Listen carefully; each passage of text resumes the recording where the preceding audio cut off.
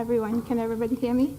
My name is Afua Dodoo, and for my practicum, I worked in my community, which is a small community in Surrey called Guildford West. And I worked with Options Community Health Services, which was hosting this innovative pilot project for early years in Surrey, so I got to be a part of it. So the project was called United Way Avenues of Change in Guildford West, and it is a multi-sectorial early childhood development put together by public partners and community agencies to foster healthy early childhood development in the area. So the main approaches for this project were for place-based approach, systems change, and collective impact. And the reason being that the initiative is supported by the evidence that by changing systems that affect children's development, we have the opportunity to promote healthy early childhood development and address inequity at the community level. So I just wanted to go through a little quick background of why we need to invest in early childhood development. And the main point that I wanted to highlight was that promoting mental and physical health and well-being, early learning, development of social, emotional, regulatory, and communication skills in early years are critical to ensuring school readiness and healthy development throughout the life course. So there is a comprehensive evidence underscoring the remarkable capacity to learn in the early years, suggesting that societal support of positive, healthy environments and opportunities for young children have dramatic and far-reaching effects on how children develop and learn. So some of the definitions that I was going to use were EDI and a designation of developmental vulnerability. So why do we need to assess early childhood development? So both science and population-based will help yield valuable data on children's vulnerability and readiness for school. It will also help identify communities and neighborhoods where children may be at risk. So in British Columbia, early childhood development is assessed using the EDI tool, which is a population-based assessment tool that collects data via a questionnaire of 104 questions, measuring 5 core areas of early childhood development, which are good predictors of school readiness, adult health, education, and social outcomes. And then a designation of developmental vulnerability means that a child has not developed the critical skills required to participate and benefit from school experience. Since school experience lays the groundwork for future social, intellectual, and economic success, developmental vulnerability creates a precarious foundation for an individual's entire life. Okay. So the reason for putting the initiative together was that in Guildford West, aggregated results from the EDI that was usually put together by the Human Early Learning Partnership Program at UBC found that children in Guildford West age 0 to 5 experienced significant developmental vulnerabilities compared to children of the same age in other BC communities. For example, 41 to 46% of children aged 0 to 5 in Guildford West are considered vulnerable compared to children within the same age group in the rest of Surrey. So these worsening EDI results over a period of time was the push and the driving force behind this project. So as you can see, if you see the data there, those are the indicators, and if you see British Columbia, you see Surrey, and then you see Guildford West. Guildford West has way higher numbers in all the indicators compared to the rest of BC and the rest of Surrey. So in Guildford West, some of the factors that contributes to vulnerability amongst the residents and children in that area are poverty. Highest percentage of children under 6 living in low-income households in Surrey were in Guildford West. We have a lot of immigrant population, lack of affordable quality early childhood care, and fragmented silo-style early childhood development, and ECEC stands for Early Childhood Education and Care Services, which is split across many providers within the community. So the purpose of my Culminating project was to explore best practices and policies that influence healthy early childhood development, use the concept of systems change to explore how these practices can influence early childhood development, and make recommendations to the stakeholders of the project. So for methodology, I performed a literature review, searched academic data, used English language as a criteria, focused on children aged 0 to 6. And one of the main highlights was I narrowed down my research to articles that were talking about practices and policies in OECD countries. So that's Organization of Economic, Organization of Economic Development countries. And those are the Nordic countries. Canada is included, the US included, UK included. And the reason why I did that was because some of these member countries have close to the best health and narrowest health gaps and have benefited from a sustained period of social cohesion, developed welfare states, and high-quality early childhood programs. And then in 2004, the organization of the OECD countries' early childhood team, with permission from the Canadian government, put together an assessment of our early childhood system in Canada and made recommendations to Canada. So I used those recommendations in alignment with my results to grade which articles I was going to use and which ones I was going to leave out. The other way that, the other part of my methodology included talking to stakeholders on systems change that was needed in the early childhood system in Guildford West.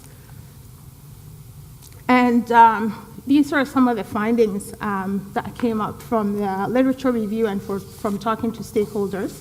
And one of the highlights was choice of policy instruments and how they are combined matter to early childhood development, and the history, attitudes, and belief systems of our society towards early childhood development also play a big role. Another part was in the need to integrate our early childhood programs and services that are provided in the community. So the discussions, basically I focused on two areas, which were in Guildford West, fragmented silo-styled early childhood development split systems and the lack of affordable early childhood care. And these were the recommendations from the from the recommendations and the findings I put together to highlight these for stakeholders on what to work for.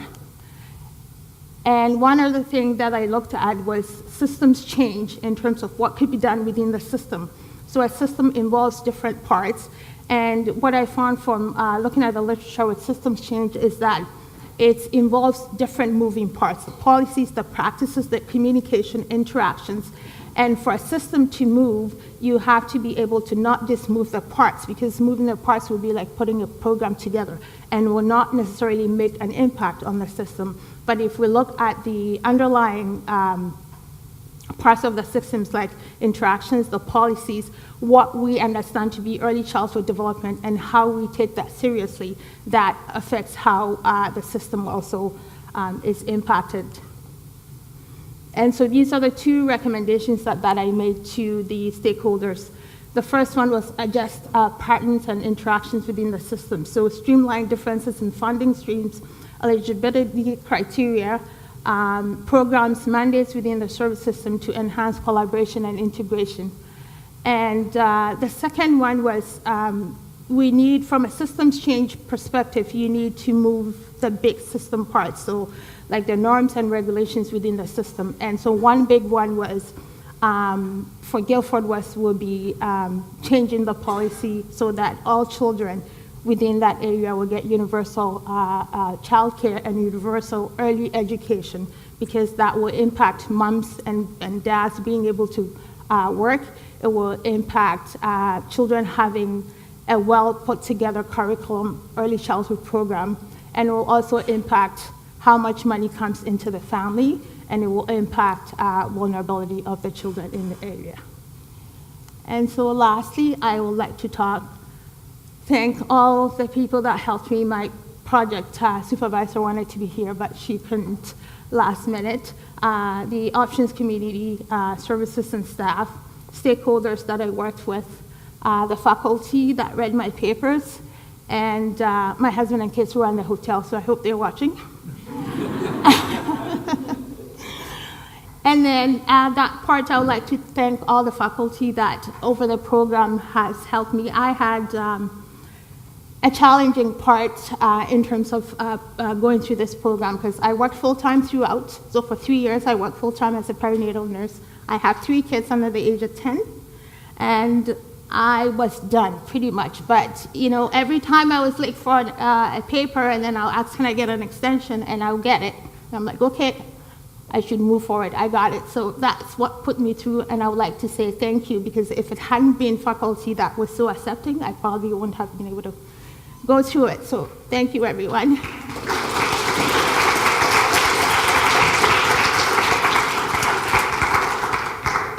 Thank you, that's lovely. Michael. Or Dr. Hayes, I should say. No, it's okay, Michael's good. Silver tsunami guy. Afua, thank you. One of the things I loved about your paper is it really does highlight what has been a long-standing issue, an issue that we failed to get traction in across this province and the country, even though we've identified it early on. One could argue that health is about human development. And so I really appreciated that. My question, I guess, to you is, given the fragmentation and the lack of really a systematic coordination of services, particularly for marginalized populations, where do you see the biggest frustration in this community? Like, if you could solve one thing to make the system work better, what would that thing be? It will be navigating the system. So Guildford West, I lived there. My kids were all born there. The community where I did my practicum was 5 steps from where I used to live. So I used to actually go to options with my oldest child when I was on maternity leave, and that's how I got to know about the program. And what happens is Guildford West has a lot of immigrants, and most of the time, so we just, with my the program that I was in, we just got an influx of Syrian refugees. And they come with different challenges in terms of language, in terms of where does my child fit in this system. And what happens is, like Karen was talking about, we have programs that are sponsored by the Ministry of Family and Children. You have programs that are sponsored by United Way. You have all these different funders and all these different siloed programs that are sort of all providing some sort of service, but they also have gated criteria. And so a family will come to the family place for 6 years, has made so much connections, knows the people, trusts the people, and then they come, oh, okay, you have to move over to, we don't provide that service anymore, 0 to 6, so you have to move on. And that is one of the main problems, is navigating the services that are in place in Guildford West and the rest of Surrey, because the population in itself are challenged by the language, they're challenged by a new place, they're challenged by the culture that they find themselves in. And so I think navigating, if we had a navigating person that will say, this is what you do for this child and this is where you go. And I talked to one of the principals of one of the school districts, because they were all part of the stakeholders, and she said, all these families leave the kids until they hit school age. Oh, wait, when you go to school, they are going to sort it out. And so they have all these kids coming to kindergarten that are really, really, really not ready in any way at all. I had my youngest, who was 5, so he brought his EDI consent for me to sign, because they do it in the kindergarten. And I talked to his teacher about it, and she goes, yes, it is very difficult because these kids are not ready. And how do we get them ready? Is through our preschools, is through our early childhood development program so that these kids can get the linguistic, the cognitive, and the social skills before they get to kindergarten, because the brain is 80%, 80% of the brain is formed before you hit the age 6. And so if we're letting these kids get to that age, they're late already. It's pretty much what it is. Yeah. Yeah. Well, thank you. And you know how nice it is to see someone so passionate about this subject. Yeah, it's my community. Thank you.